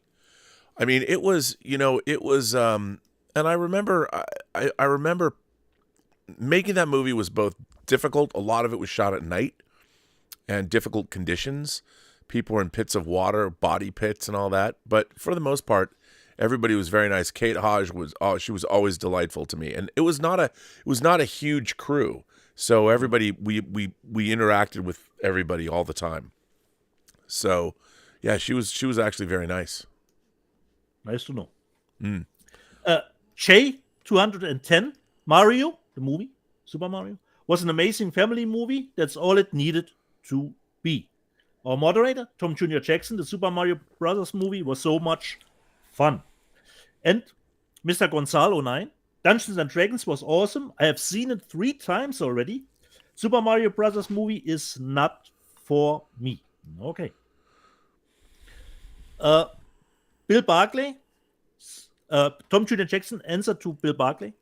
I knew about Chris Lloyd, but not Jack Black or Lizzo, which were cool surprises considering the previous or the 2 episodes previously on The Mandalorian. And for me, Rob, Jack Black is Jack Black. If you put Jack Black into an episode of The Mandalorian, I just see, I see Jack Black. I want to see people with fresh faces that I haven't seen. If I want to be in another universe, if I see Jack Black, it's Jack Black, unfortunately. Yeah. Reese, have you guys seen the Winnie Pooh movie? I thought it was fun. I think he talks about Winnie the Blood and Honey movie. He doesn't specifically say that, but I would suggest that. I heard only bad things about it, Rob. Have you seen Winnie the Pooh and Blood Honey? I know. Only Taylor has. Okay. I don't know. What did Taylor say? Well, Taylor loved it because he got to meet the cast and crew, and he was so excited for it. I think that was one of those movies that for him, it was bulletproof. Because he was so excited about it. So, I had only heard bad things about it, but it made money, Rob. As far as I know. I know, right? Rob, probably a sequel is in the works. Rob, this was the title. I have to be honest. I had already pre-ordered it, but then the reviews came out, and I was really, even for me, Rob, no. But Rob, it will get a 4K release here in Germany. Winnie Pooh. Well, then you got to get it. Perhaps for Schnäppchen, Rob. You have to get it. Yeah. Irene Jobson. Wanted was awesome, and I like Angelina Jolie. I keep forgetting to order. I got to get that. Okay. I got to get that disc. Yeah. I like that movie, and I don't know why I don't have it. Mr. Gonzalo 09. Wanted is an awesome graphic novel. Nice to know. It is. Video Hunter D, Rob. Rob should give us bootleg Tango Shalom Blu-rays. I need to make them. Video Hunter D on the next yard sale. Yeah. When he sells his DVD, perhaps in between you can find a Tango Shalom Blu-ray. Hey, Peter Parker said, Robert, you are so missed on the John Campea show. Yeah, but we got him right. Wait, did I just lose you? Oh no, you're back. Okay. Am I back? Okay. Matthew Godet said, considering your Cowboy Bebop release. Yeah. Did they fix the transfer from the Funimation release? I don't know what he's talking about. You know what? I'd have to delve into that. People have been asking me a lot about the different soundtracks and all that. I need to read a review and find out somebody who knows. Yeah. Knows a little bit more. And he goes on, he said, I also got Outlaw Star, had to pay full price for it out of print. Yeah, if a title is out of print, it could be expensive if you want to have it. Daniel Steenstem said, Cowboy Bebop, they should really make a live action series. That would be awesome. Yeah. But I think there was one. Yeah, there was. Actually, it was not that bad. It's not that bad. For my take. Jose wants to know, is there a way to find out what 4K to avoid a website? Well, for me, it's always the usual digital bits, Blu-ray.com, considering just reviews. And but 4K is always tough, Rob can tell you, some people say, I don't hate the transfer is not okay. Then Rob says it is okay. Yeah, it's tough. Another great website to go to is DVD Beaver. DVD Beaver is great because they have comparisons of every different release. Nice. You know, and I have to say that our own Paul from Twin Flicks is doing they're doing the Lord's work, doing comparison stuff. I mean, nice. And Paul has asked about putting the show on this channel. And I was thinking about maybe incorporating. I didn't talk to you about this, but incorporating maybe if he did sort of a truncated version, and we would put it on as part of the show, like he would do a comparison video for us and have it on here, because I really like what they're doing. Yeah. You know, they're getting into, but it's and a lot of the time people don't know what they're looking at. You know, there's a lot of time that people don't understand. They think something has been DVNR'd or DNR'd, digital noise reduction, and it hasn't really been. And so you need to deal with people that know what they're doing. That's why I like DVD Beaver. They really get into it. So, yeah. But like we said, there are websites, Jose, where you can inform yourself a little bit about the like we said, digital bits, Blu-ray.com, DVD High Def Beaver. Digest, I like to go. For my taste, is a good site to venture out. And there's a lot of people online. There's a lot of people on YouTube that are doing reviews that are great too. Exactly. Let me just see. PM Ferreira said, wasn't the T2, Terminator 2 4K version approved by Jim Cameron? Actually, as far as I know, as Rob told me, yes, he was, but only for converting it to 3D. Yeah. You know, that was the problem with the transfer. I admit I haven't heard and I haven't read anything good about that T2 transfer. Yeah, unfortunately. Adventure Square. So glad Rob tuned me into Picard Season 3, not into the new track because it's so random and badly written. This Season 3 is such effective storytelling, it just grabs you. Nice. I agree. Channel Surf. I was on the set of 7. Brad Pitt signed an interview with a vampire poster for my niece. Well, wow. Channel Surf, where's the evidence? Want to see the evidence of it. Jordan Retanan Navong says, what does single card credited mean? I know, because Rob has told it many times, and I know it. Single card credit means, considering Agent Cody Banks, if you watch something like Star Trek, Picard, you get executive producers, 2, 3, or 4 names, one at a time, you know. But single card credit means only your name is featured at that title card at that moment of the movie. And Rob got a single card credit in Agent Cody Banks as a, help me, Rob, co-producer, or is it a producer? I'm a co-producer. Co-producer. The only co-producer. Yeah. He got a single card credit. He doesn't share. Rob doesn't share. No, I see. So anyone. It seems silly to say this.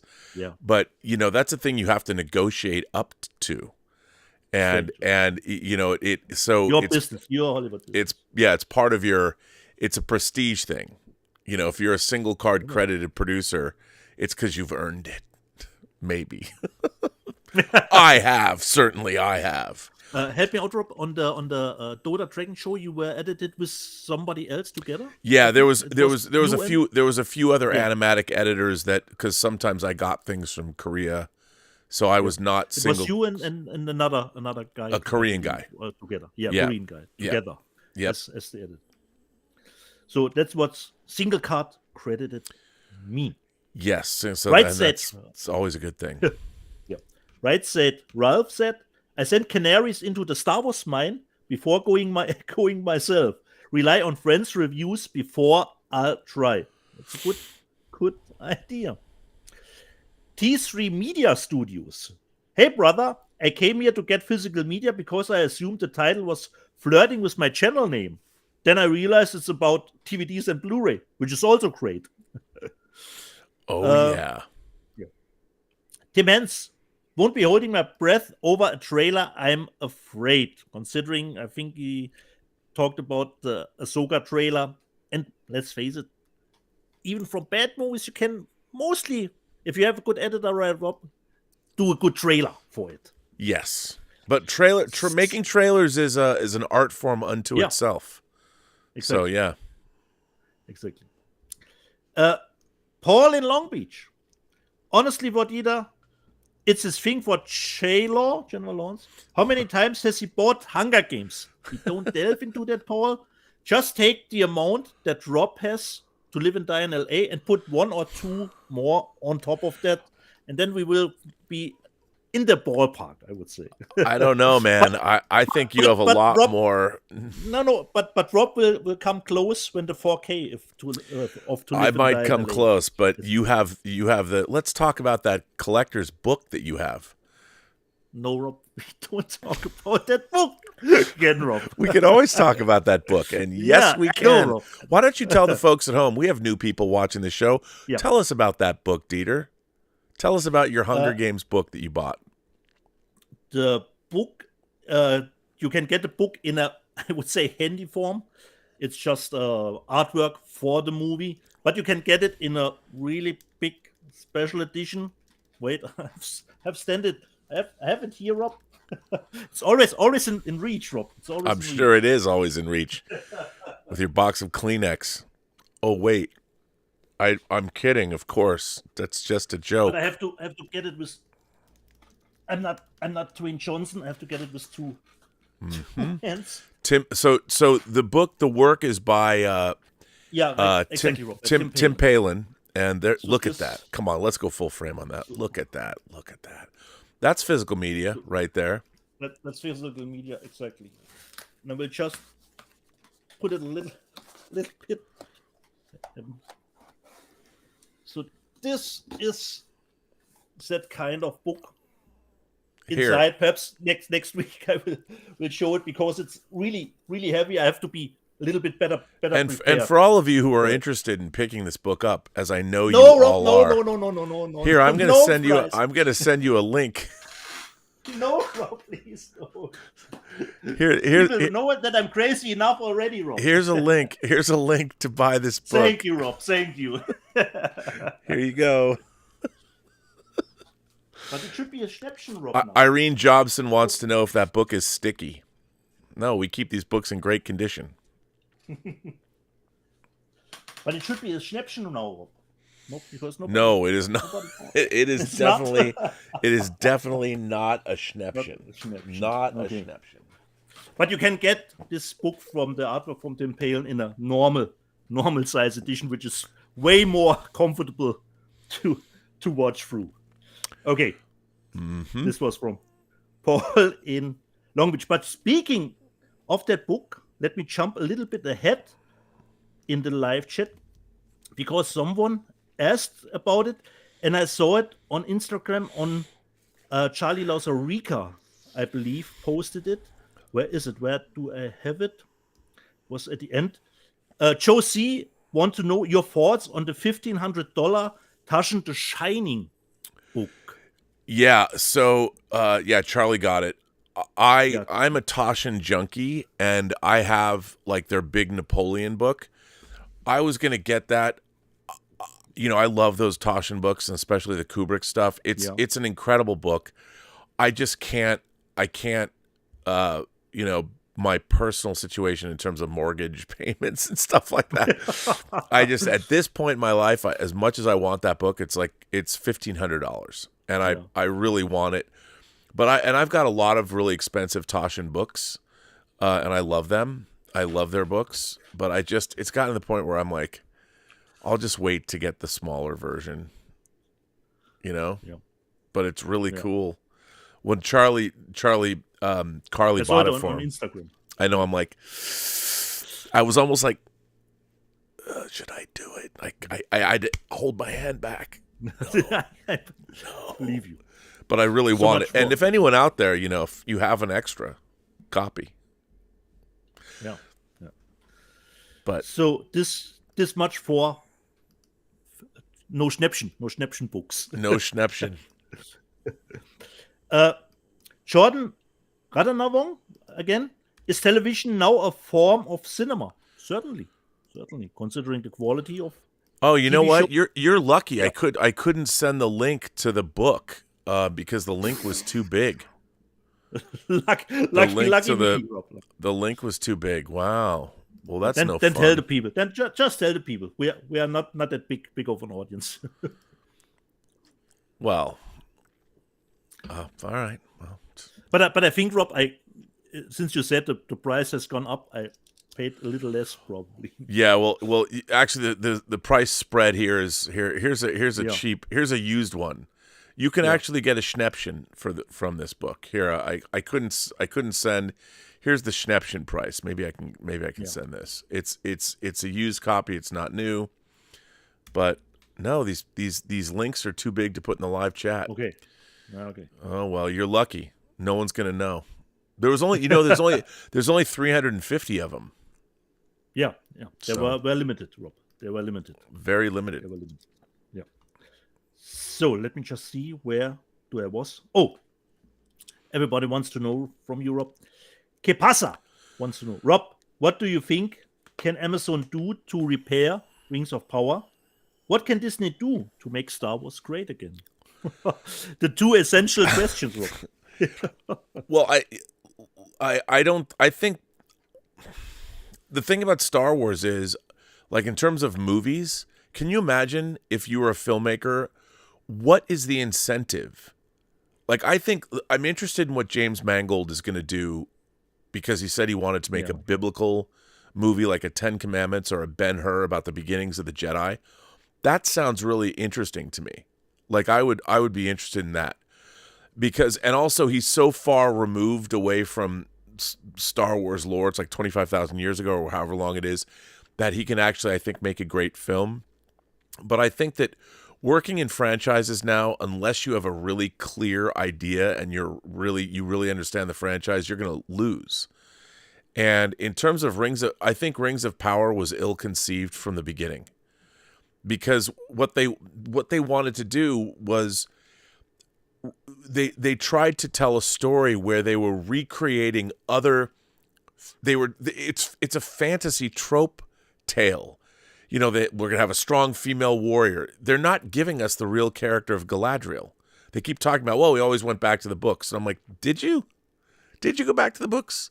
I mean, I think the real problem is these companies buy these IPs like Lord of the Rings, and they don't know what they're going to do with them. They spend $450 million or $250 million to get the rights, and then they spend another however many millions of dollars, and they don't know what they're going to do with them. And my whole thing would be like, if you're gonna embark on making a franchise IP, you really have to have people that know that IP, and more than that, know what they're going to do with it. Like, how do you set out to make a Star Wars trilogy and not know what the trilogy is going to be? How do you not have that trilogy ironclad, even though it makes no sense to me? We're 20 years away from the Lord of the Rings trilogy that was shot all at once. I mean, yes, they had to do extensive pickups for each film, but for the most part, the project was conceived of as being 3 movies. Beginning in 99 when they started shooting it all at once. If you're not approaching your big tentpole IP that way, then what are you doing? You know, I mean, the one thing about this new Harry Potter TV series, if they're going to do it, they know they're going to do a book a season. And you got the books. You've got the books. There you go. You know you're going to do that. You have your roadmap. Why you would start a Rings of Power show in the Second Age and not know exactly what you were doing seems crazy to me. And the other thing I would say is never put your agenda, never put your political agenda, your inclusion agenda, or your universe before your characters and your story.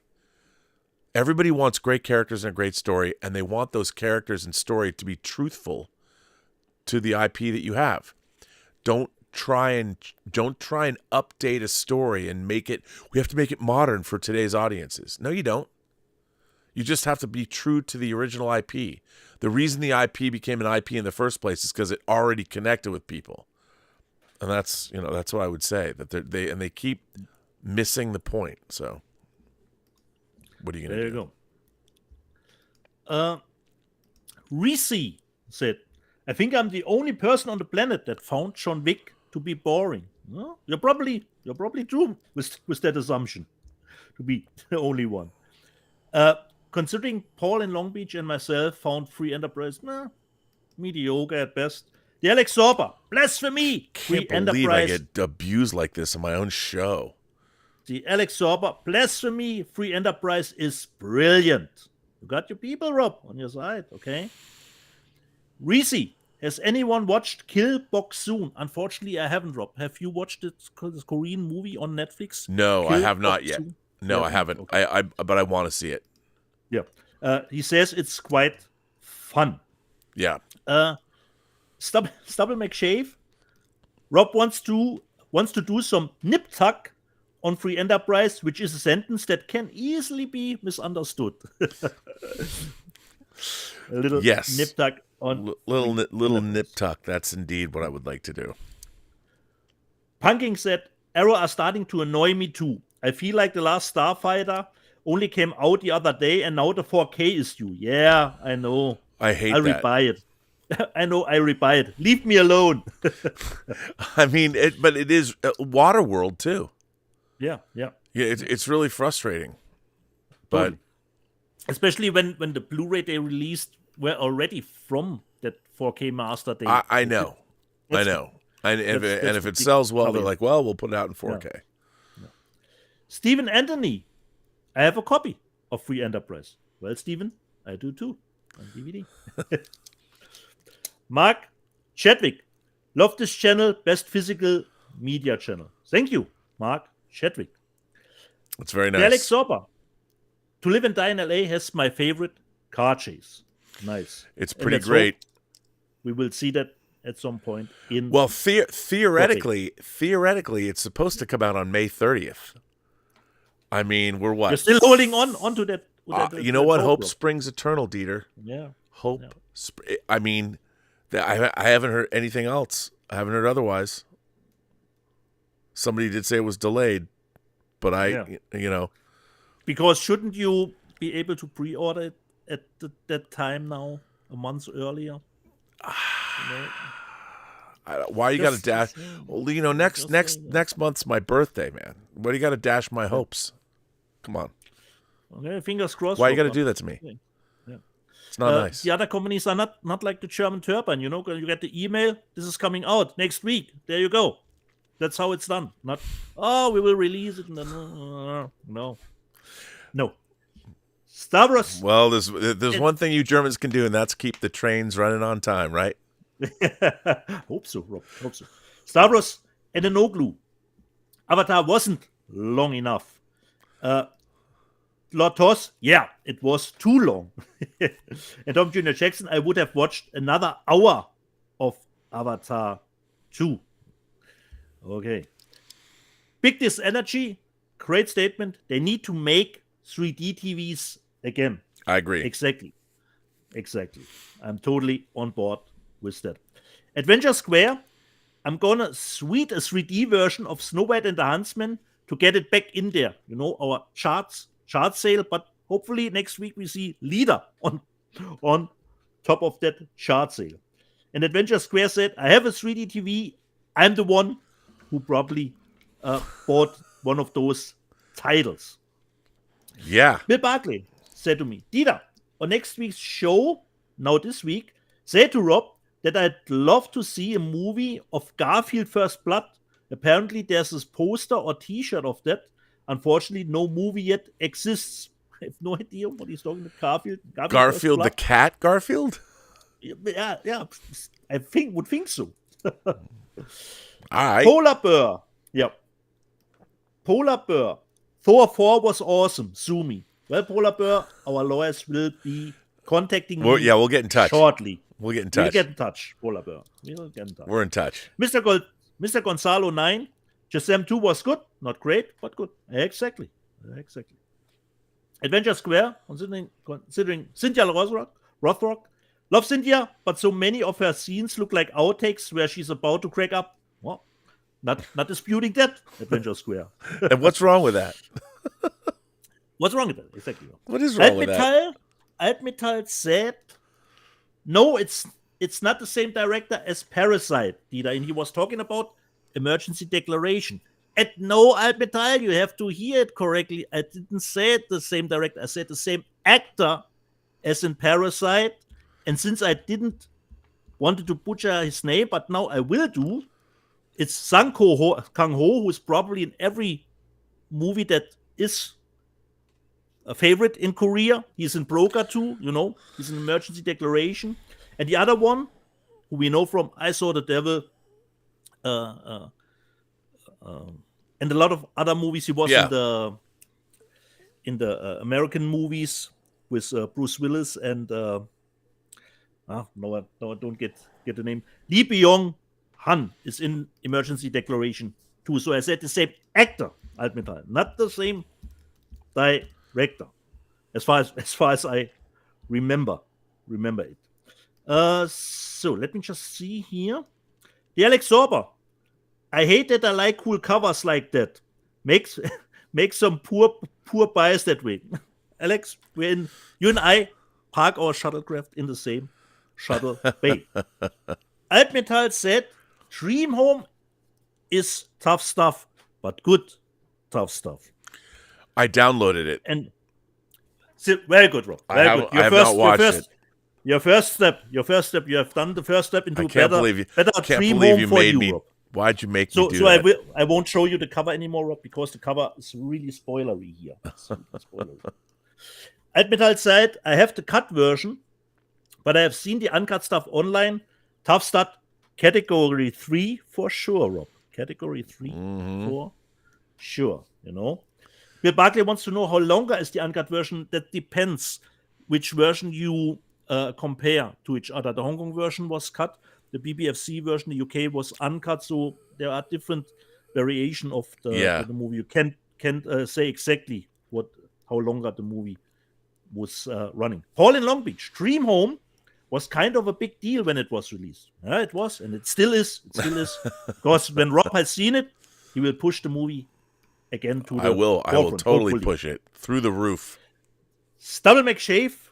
I hope I didn't overhype the movie now. Stubble McShave, 1994 is one of the best years for movies. Do yourself a favor and check out that year in movies. And he did go on and told us a little bit about it. 1994, The Crow, Shawshank, Forrest Gump, Pulp Fiction, Stargate, True Lies, The Mask, Dumb and Dumber, Clear and Present Danger, Interview with a Vampire, and many, many more. Yeah. 1994. It was a good year. Not that bad.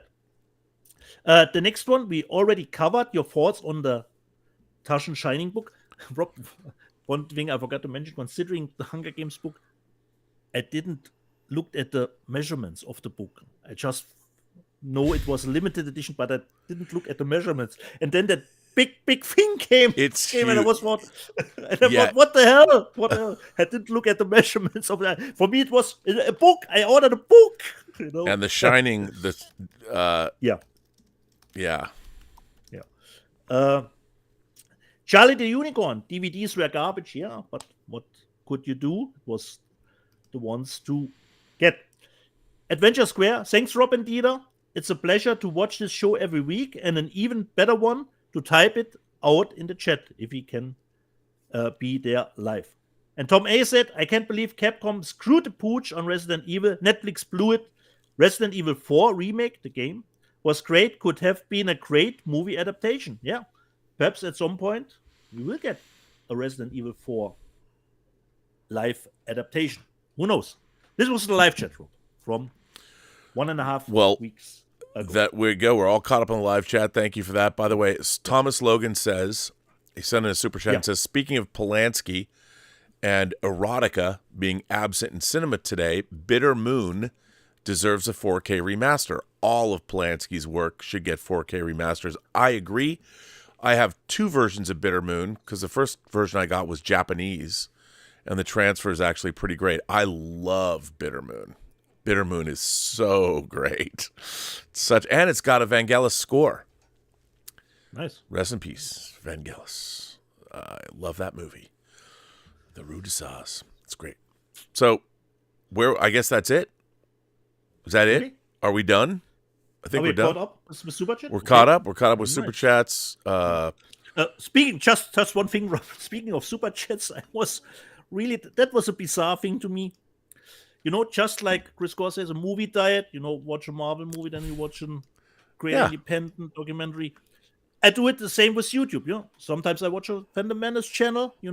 Sometimes I watch then against Kevin Smith with Mark Bernardin on Fat Man Beyond. Oh, yeah. No. Yeah, I Just watch do all it kinds of briefly. stuff on. It's so weird. Like I watch things on YouTube that people I totally disagree with. I watch things on YouTube for people that I completely disagree with just because I want to understand their point of view. Yeah. Yeah. And I think that's the way to do it. You have to have a well-versed media diet in order to be a well-versed person. Sorry to interrupt. And the only strange thing about me, the last Kevin Smith show with Mark Bernard and Fat Man Beyond, Kevin didn't know about the super chat feature at all, and that was the most bizarre thing to me ever. He couldn't believe that people did send in super chats now. A lot of people don't. They don't necessarily. They don't know a lot of things. But Rob, if you're working in the YouTube space, you watch other channels. I know. He's never stumbled across the super chat feature. And he was totally beside himself. I could answer a question for money. I could answer just a question for money. Maybe are you sure he wasn't kidding? No, Rob. No. Because considering Fat Man Beyond, I never saw super chats appearing. Wow, because wow, that's interesting. Yeah, and on the last show, wait, another super chat, and Mark Bernard, we should get to the topics, and he didn't even know that, like you do, even if we go on the show, you can still go back to the super chats and read them later, Yeah. And Kevin was under the impression he losing the super chats, Or you don't even have to read them, and you can, like John, if we had too many, we'd just do an after show. Extra. Yeah. Like today, I think I'm going to do a Robservations today when I'm catch up on letters, because I've gotten a lot of really interesting letters. I was going to do a show yesterday, but I talked myself down. I was angry. I found this. There's a new fan. It's not a new fan site, but there's a channel that goes after other YouTubers. They're like, we're going to police toxic fandom, and I'm like, So you've decided you've appointed yourselves the moral arbiter of what's good and bad on YouTube, and now you're going to go after people you perceive to be toxic. I'm like, what's with this young generation of jackbooted fascist thugs that think that they have to take it upon themselves to right the wrongs of the world? That's scary stuff, man. Young people today scare the hell out of me. Unbelievable. I know, but what are you going to do? So I got a question for you, buddy. Yeah. So what is your work schedule? Do we continue to do this show on Sunday, or? Normally, yes, Rob. As I said to you, 3 or 4 Sunday in a month, I have free. I have free to do. This was just an exception because I had night shift on Sunday, Rob. For the longest time, I had never worked on Sunday night, so I had a night shift on Sunday. So this is just an exception that we do it Tuesday. Normally, we will stay on Sunday 3 times or 4. And this was just, I cleared it up with you. Should we do a Let's Get Physical Media on Tuesday? So, but I would say, Rob, on the coming Sunday, it's a little bit too short of a window to get physical media to show. Yeah. But I leave it up to you if you want to do. No, I think you're right, because I've shown what I got this week. This week we already showed. So it's only 4 days, then it's Sunday. So I would say the following Sunday, just the week before Guardians of the Galaxy. Yes, so we won't have one this Sunday. I'll do a different show. Yeah. I'll do something else. The following Sunday. So sometimes, perhaps if Rob runs, we can do that one show Tuesday, because I have then free during the week. But 3 or 4 Sundays during a month, I still will be able to do our usual schedule. That sounds fantastic. Yeah. So it's not as egregious as I thought it would be. That's good. So on this stuff. Oh, just one thing, Rob, that I watched from one of my favorite company, Vinegar Syndrome. I watched the second one, Freeway 2. Oh, how was that? Even more bonkers than the first, Rob. But still, but still in the same spirit, I would say. Totally All right. different, with Natasha Lioness, I call her Lion. Lioness. And I totally loved her and her performance, but I haven't seen her in many other stuff, unfortunately. But I thought she dove in that role totally. Yeah, man. So this was even more bonkers than the first one. But great special edition. And just one thing, Rob, but I don't think that says anything. Considering Bloodsport, I went into the extra trailer section, and there was a trailer for To Live and Die in LA, which seems strange to me because Cape Light already released the movie a long time ago. But not in 4K. Will there be a 4K coming from Cape Light? Well, if there is, come on, you see me? Yeah. I need it. Yeah. I have no idea, Rob. It was just curious for me. Why is the To Live and Die in LA trailer on that edition of this new release? It seems strange to me. I mean, because they were all trailers from MGM movies. Perhaps. Fingers crossed. But until then, I say. By the way, Eucalyptus in the chat. I'm not talking about the Campy Exposed channel. There's another group of channels that have called. They're forming themselves under something they're calling the Fandom Initiative, where they're literally going after toxic, or what they say to be toxic YouTubers. I disagree with the whole premise of what they're saying, and I think it's gross that fans are going after other YouTubers, and casting dispersions on them. Just because you might not agree with somebody's point of view doesn't mean that you should necessarily organize a group to go after specific people. That down that way that's a slippery slope. I don't agree with it. One last thing, Rob. I was really hoping you could tell me something about the link that I sent you over WhatsApp to a new trailer, but perhaps on the next show. Because, Rob, your favorite director, you have not seen one movie of his. Not had seen Bang Boom Bang. You have not seen Blood Red Sky. Yeah, I haven't watched that. I haven't watched that trailer yet. Peter Torwart comes out with a new movie on Netflix, Rob. Blood and Gold, Rob. I hope it's good enough, or perhaps Blood Red Sky was a big successful enough for Netflix that they said, okay, Peter, do another one. Yeah. So I'm really looking forward to it. And I was hoping you tell me a little bit about what you thought of the trailer, because I haven't watched it, Rob. I haven't watched it. I will watch it. Peter. So I will watch it. Will be good, but you should start at the beginning, Rob. You should start at Bang Boom Bang. I will do that. Get a little bit, together with Peter Torwart. First with the earlier stuff. With the earlier stuff. I will do that. So I'm really looking forward to that movie. So on that note, I would say, jede Person, die du triffst, hat eine Geschichte zu erzählen, die du noch zu hören hast. Alles, was du tun musst, ist zuhören.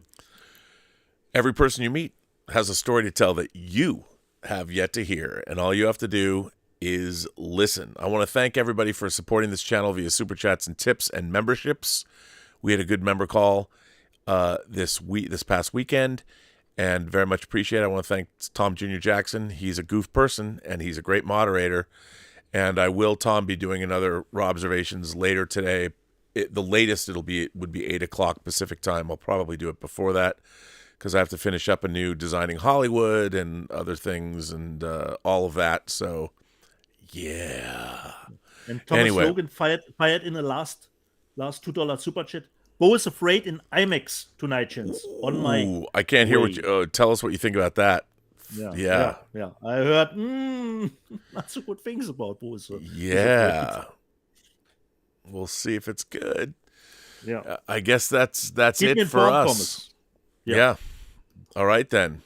And Picard's Mando tonight, last episode. Yeah. Picard tomorrow. It's going to be exciting. Totally.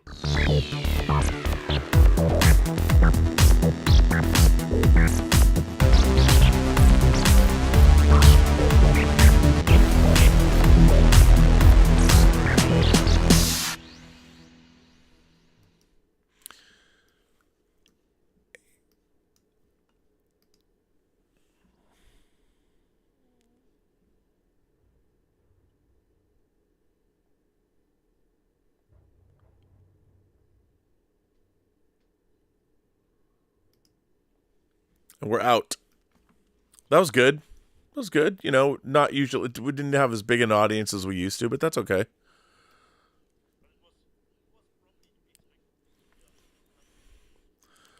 Yeah. Right.